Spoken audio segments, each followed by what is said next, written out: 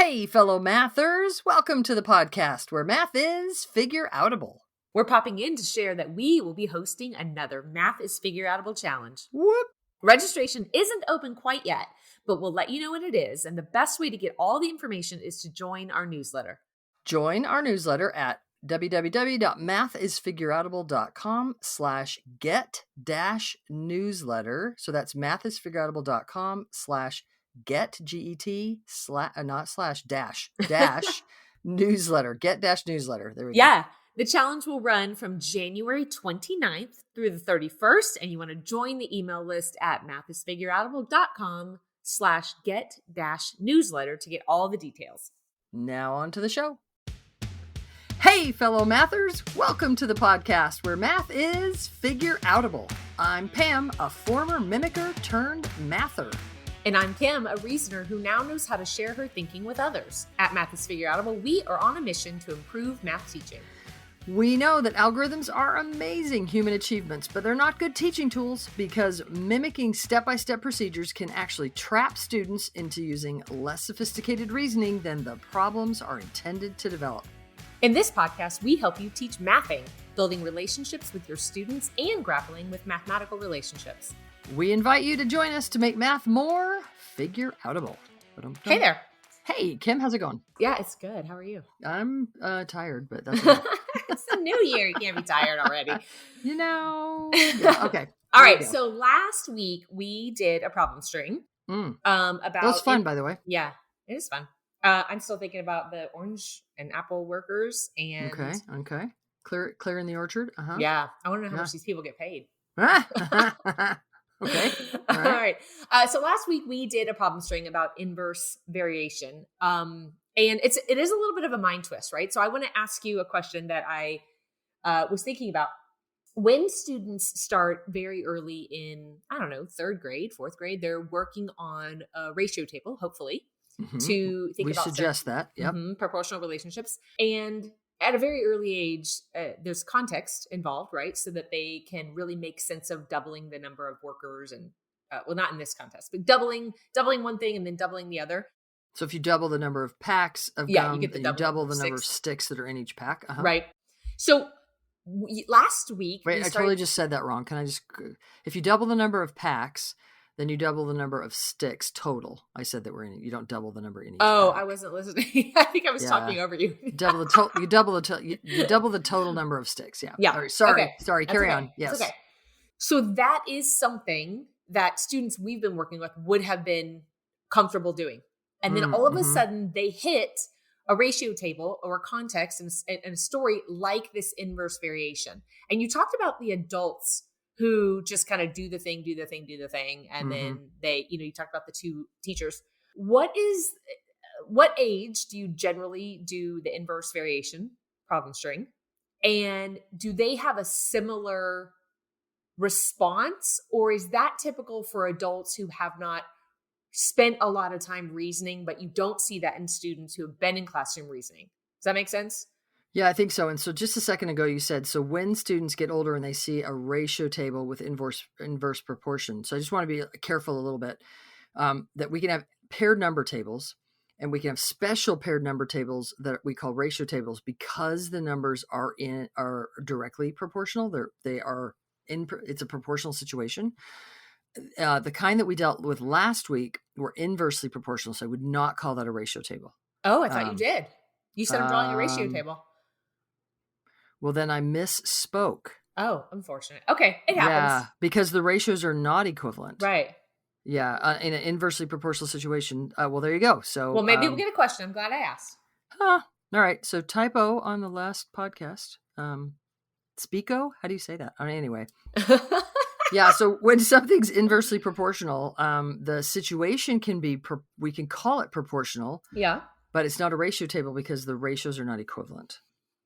Yeah, that makes sense. Okay, cool. All right. So your question was, do I remember now? Because it looks similar to the ratio table they've been working on. Yeah. I mean, this reminds me of a question that one of our Journey members had who's been doing a lot of work with proportional relationships with her students. And they've then been given tables that were still linear. There was still a constant rate of change with the data. but they weren't proportional. So there was sort of a setup fee. So for example, if I was going to go rent a bicycle and I look at the bicycle fee, and for 1 hour it's $15, and for 2 hours it's $25, and for 3 hours it's $35. We could say, hey, every hour it's costing $10 an hour to rent that bike, except the first hour it costs $15.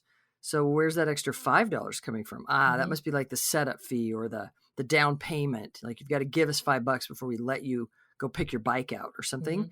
And then you sort of pay us by the hour after that. So it's important then that students have experience with those kinds of relationships where there's still a constant rate of change, but there's kind of a starting fee or a starting, basically a y-intercept that's not zero. Or you might be tempted to use some of the same multiplicative strategies that you use in a ratio table. You might be tempted to use that in a non-proportional linear situation. So then the same thing happens here. Again, students need experience thinking about, if it takes 3 kids 1 minute to erase the whole all blackboards in the classroom, but now it's just me and I'm going to erase the same amount of blackboards in the classroom, whiteboards, whatever. I was going to say, are you saying blackboards? You want to still say chalkboards? There are plenty of classrooms that still have them, I'm sure. Erase the stuff, whatever. If it took 3 students a minute to do it, but now I'm alone, is it going to take me less time to do that job or more time to do that job? And that inverse relationship is a little tricky, and we need to give kids experience kind of thinking about why that would be true. I think we also then need to give experience with the quotient meaning of fractions, because that's related to the function 1 divided by x. So it's kind of a lot of things going in. It's definitely not a one and done. Right. I wouldn't go ahead. And so I guess what I'm hoping that you'll also acknowledge is that it's not the kind of thing that as a teacher you say, like, okay, we're going to operate on this differently. So just be aware of it. Like, just like you let those teachers do, they messed with it and they got some things incorrect, and they, like, got different answers and they wondered why. And that's part of the discussion, is why it doesn't end up being the same as the work that they've done on a ratio before. Like, let it be true that kids have to mess around with it, instead of saying, okay, well, now here we're going to do, it's going to be inverse today, guys. Today it's Tuesday, so the rule today is to do this stuff. And then on Wednesday, the kid goes, hey, is this the kind we did on Monday or the kind we did on Tuesday? And you're like, no, it's like Wednesday. Yeah.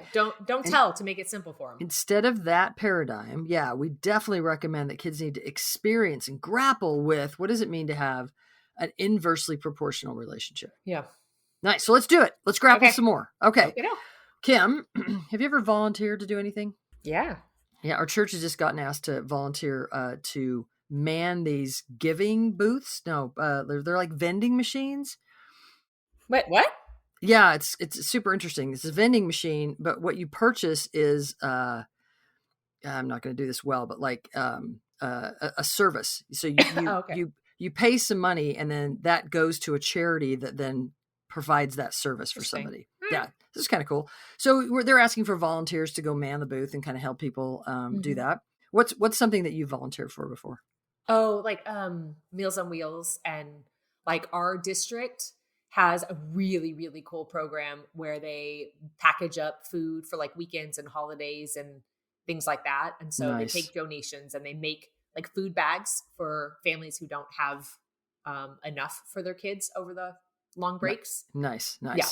So if you think about volunteers, let's say that there's a gig, there's a job, there's a thing that's happening, and we know that it's going to take 250 volunteers, 3 hours to get the job done. Ooh.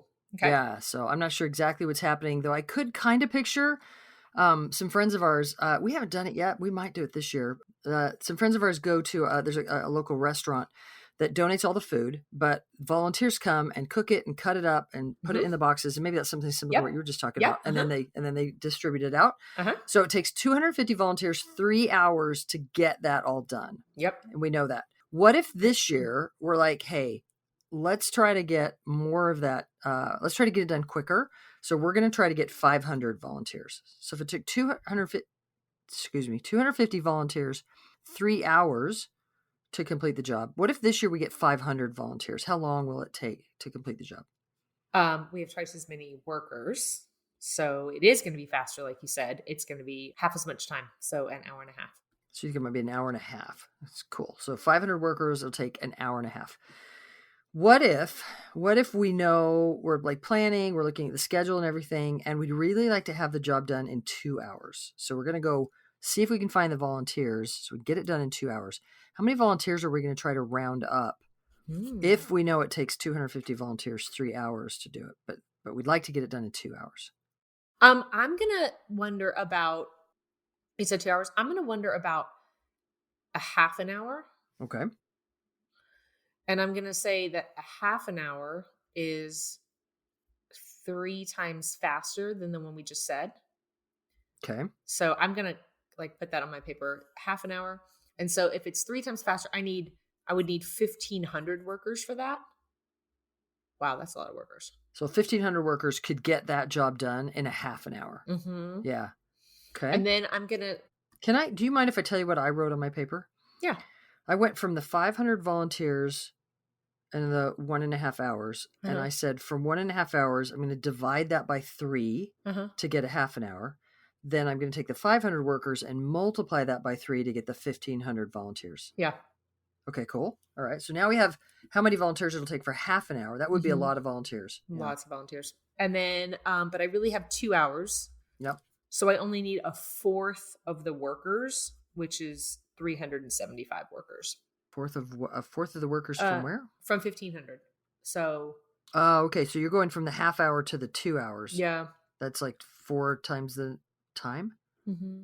Okay. Then you only need a fourth of the workers. Okay. Oh, that's not 4 times as much time. 1, 2. Sorry. Yeah, it is. Because there's 2 half hours in every hour, Kim. Okay, so a half an hour times 4 is 2 hours. Yep, and I need a fourth as many workers. And what's a fourth of 1,500? Half is 750, and then half again is 375. Oh, that's a nice way of finding a fourth of 1,500. Cool. So you're saying for 2 hours you need 375 workers. Yep. Cool. Are you sticking by that? Yeah. Should I not stick by it? No, I mean, go. I'm sorry. I was trying to give you a non-response. You give me a neutral face when there's no neutral face to see. Hey, I wonder if you could think about getting from the 2 hours, so that we didn't have the 375 workers, right? We had the 2 hours. Mm-hmm. I wonder if there's anything else. I love how you went to the half hour. I think that was brilliant, really nice. I'm just super curious if there were any other connections. Yeah, but then I have to think about fractions. Is today not a fraction day, Kim? I felt kind of lazy. Okay. Yeah, you could go from 3 to 2. 3 hours to 2 hours? Yeah, and if I have... How do you go multiplicatively from 3 hours to 2 hours? Well, 2 is 2/3 of the 3. So I only have 2/3 of the... Hours? I need to put labels here. 2/3 as many hours, so I need 3 halves, or 1.5 what did I say? 1.5 of the workers. Yeah. So what I've written down, I've got 250 volunteers to 3 hours. Yeah. And I went 3 hours times 2/3 is 2. Mm-hmm. So let everybody think about that. Like if I took 2/3 of 3, because I think about 3 and I cut that into thirds and I only want 2 of those thirds. Yeah. That's the 2 hours. Mm-hmm. Then I need the reciprocal amount of volunteers. So now I'm the 250. I need 3 halves of the 250 volunteers. And golly, how are you thinking about that? I would probably think about that as 3 times 250, which is 750. And then divide that by 2, which is 375. Oh. No? Yeah, I didn't. Are you asking me how I thought about it? Or are you just saying how would you? Like how? I mean, I asked you and then I told you how I did. Sorry, okay. That wasn't very nice. Yeah, that's okay. How would you think about 3 halves of 250? Well, so 3 halves is weird for me because I guess I just think about when I look at the 250, like I imagine the 125 and put them together. So I guess I think about the half first and then times 3. And you already know you have 2 of those halves, so you just have to add one more half back. Yeah. That's nice. And I would say that that's very, that shows that you've reasoned for a while. That took me a while to get. People would say those kinds of strategies and I would go, I'm sorry, what? So it's taken me a while to kind of be able to think that. All right. So, yes, not. I don't know if we have time for it, but it might either. be fun for people to wonder about going from the 1.5. Yeah. Maybe 1.5 to 2. Mm-hmm. Yeah. Maybe we'll give that for homework. Yeah. So yeah, if you only had the 500 volunteers for 1.5 hours, how could you get from the 1.5 multiplicatively to the 2 hours?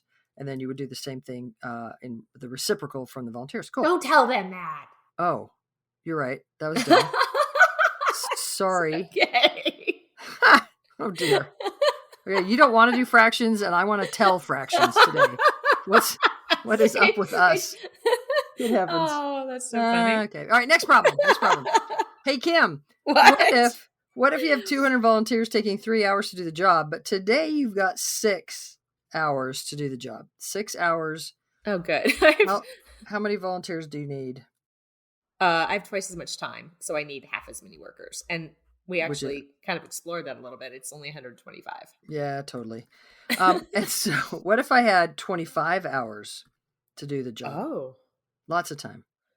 Yeah. Oh, gosh. Okay, so I'm going to go from... Is that a typo? Do I mean 25 hours? I'm assuming you mean 24, but I can do 25 if you want. Well, do you want me to go? I'm going to go get it. Hang on. I got to get my book. Just a second. I'm predicting 24 based on the fact that there's 3 and 1.5 and 2 and 6, and those are all nicely connected to 24. But, yeah, if you want me to do it from what I will. Well, in my book, it says 25. Did anybody ever say anything? Whether that was a typo or not, no one knows. Which would you like for me to do? I bet it's 24. Well, go ahead and do 24, and I'm going to be thinking about 25 all day long. Okay. Well, if it was 24, I mean, maybe that should have an asterisk by it. 24, which was be slightly nicer. Well, a lot nicer, actually. Okay, I'm going to go from 6 hours to 24 hours. I have 4 times as many hours. So I need a fourth of the number of workers, which is kind of nice to find a fourth of. Super fun. Thanks for that. A fourth of 125. Is that sarcasm? Is that sarcasm I hear there? I'm going to go a fourth of 120 is 30. Oh, nice. And a fourth of 5 is 1.25. So 31.25 workers. That's a little funky. That is a little, I don't know how you have. It's like 31 real workers and a little kid who's not so helpful. Okay, there you go. 31.25 volunteers. That's funny. Well, you do have me still thinking about the 25, but we're going to ignore the 25 for now. What if you had 10 volunteers? 10 volunteers. 10 volunteers. I'm going to go from the 500 volunteers. Nice. And it going from 500 to 10. Oh, 500 divided by 10 is 50. So that's, oh wait, did you tell me it was 10 workers? Yeah, so that's divided by 10. So I need 50 times the 1.5. Okay. So I don't know if I'm saying that out loud enough. So when it was 500 workers to 1.5 hours, I'm going from 500 workers to 10 workers, dividing by 50. So I'm going to multiply by 50 for the number of hours. And so that's 75. Cool. So I'm a little interested to talk about that thing that we did last week that had everything to do with worker hours. In this case, it'd be volunteer hours. Mm-hmm. I'm wondering if that stayed consistent. Is there a volunteer hour thing that's happening here? Yeah. You need 750 hours of work done. So, and tell me where you look to see that. What told you that? The number of workers times how many hours they need to work tells the total number of hours that you need worked. Okay, cool. So like the 250 volunteers took 3 hours. Mm-hmm. That's 250 times 3. That's 750 volunteer hours. And the 500 times 1.5, that's also 750. And so I might again kind of go down the table. That 375 times 2, that's also 750. I wonder if we were to go down to where I gave you that crazy Well, the very last one I gave you, the 10 volunteers, I liked how you figured it out. But if we'd already thought about that 750 volunteer hours, I wonder if if we thought about the 750 volunteer hours and I said 10 volunteers, does that nudge you in a different strategy for finding? Yeah. Well, yeah. I mean, is that a desirable thing? I guess. I suppose it would be for kids to be like, hey, I just see that it's 75. I guess it didn't occur to me. Like I feel like you wanted me to use the relationships in there, Sure. but And if I was there, doing this with students, I would hopefully be pulling out both of those. yeah, but like Yeah. even at the when you gave me 2 Yeah. hours, Mhm. that would have been a really nice one too, to say, well, I have 750 hours total. Mm. So that, like, not so much for some of the other numbers. So we definitely don't want that to happen too soon. Yeah. Meaning we don't want students to too soon be looking for that worker hours or volunteer hours total and then just reasoning that way. Like Yeah. I think there's some real value in having them having to think about, how do I go from this number of hours to a weird number of hours Mhm. multiplicatively, and then I got to do the inverse thing for Mhm. the number of volunteers. I think there's a real power in kids grappling with that, making sense of it. Go ahead. It kind of reminds me of teachers who want kids to use the unit rate all the time. There are times where, like, the Mm-hmm. finding the unit rate is like so nice, but there's other times where it's more work to find the unit rate and then scale up when you have a related rate. Like if you're going from 2 to 4, then you can double really nicely instead of finding the unit rate and then scaling up to 4. Yeah, That nice. feels like a little bit of this here, where some of them were just super nice to not think about the total man Mm-hmm. hours, Yep. worker hours, but some of Yep. them, like the last one, I should have just said, I "Oh, hey." mean, or it's a really nice one to kind of have that go, oh, like we want that aha experience for kids. Yeah. Sometimes I feel like in inquiry learning, people think, don't make them just go out in the field and discover math on their own. Just tell them what it is. But what Mhm. if we were to craft experiences so our students get to the point where we get to that 10 Mhm. volunteers and finding the number of hours, and they reason like you did, and then somebody goes, yeah, but it's just 750 volunteer hours. Oh man, and it's just 75. Like that experience of being able to have that aha, you can't pay for that. Like that's so valuable for kids to go, whoa, in that moment with that emotional experience. You're going to look for that total later on, which is why I want to delay that experience a little bit. I don't want it to come too soon, where then some kids who don't really work for it then later haven't had the experience of grappling like we did. So I Mhm. want that grappling to happen. I might now say, hey Kim, what if I did keep that 25 Well, you want me to tell you, hours? because I already Were you already thinking about it? Yeah, and I feel like you probably meant it to be 24. Not that it can't be done, but some of the division's funky because it lives in the land of 2, 3, 6 divisors. So I think the nicest one would be to go from the 2 to the 25. Okay. So it's times 12 and a half. Okay. Ooh, and then you're going to divide 375 volunteers by 12 and a half. Yeah, but the first one I went from was the 3, so that's times 8 and a third. Ugh. So given all that, I wonder if there's another strategy like we just saw on the 10 volunteers for 75 hours. I wonder if we might use Yeah. that strategy for the 25 Yeah. hours. Yeah. So if you know the total man hours. Yeah, so if the total man hours are 750 and we know that we've got 25 hours, how many Yeah. volunteers? Yeah. And how are you going to do that? If I have 25 hours, Mm-hmm.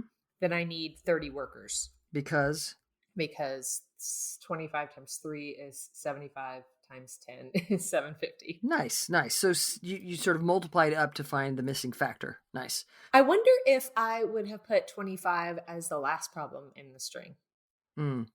Maybe. Yeah. Okay, fine. Fix my string. Sure. Yeah. If kids thought about total man hours sooner, then I was really worried about it. So Mm-hmm. put the 25 there. Because Yeah. I still, for some reason, am super interested in scaling up and down from the previous ones. And I'm Well, going to challenge myself to really instead pay attention more to the total. and I might have other students who are only paying attention to the total Yep. volunteer hours, and I Yep. want to encourage them. Hey, but and I almost wonder, Kim, if that was my intent. Yeah, maybe. So if I keep that 25 hours where it was and push kids to really think about the total man hours, And now they're like, oh, I'm going to do that every time. And then on the next one, I give them, well, what about 10 volunteers? Yeah. I don't know. I like it. To scale, use the volunteers. Cool. So just to finish it out, what if I said that I'd like to know if I had one volunteer, how many hours? 750. And if I had 750 hours, it would be one volunteer.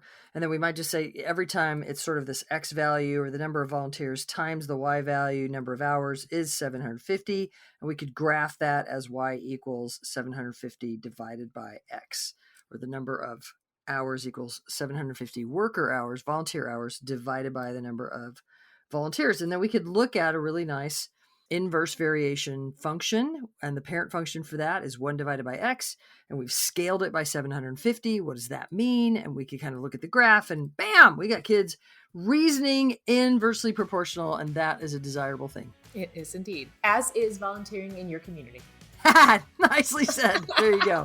All right, y'all, thank you for tuning in and volunteering in your community and teaching more and more real math. To find out more about the Math is Figureoutable movement, visit mathisfigureoutable.com. Let's keep spreading the word that math is figureoutable.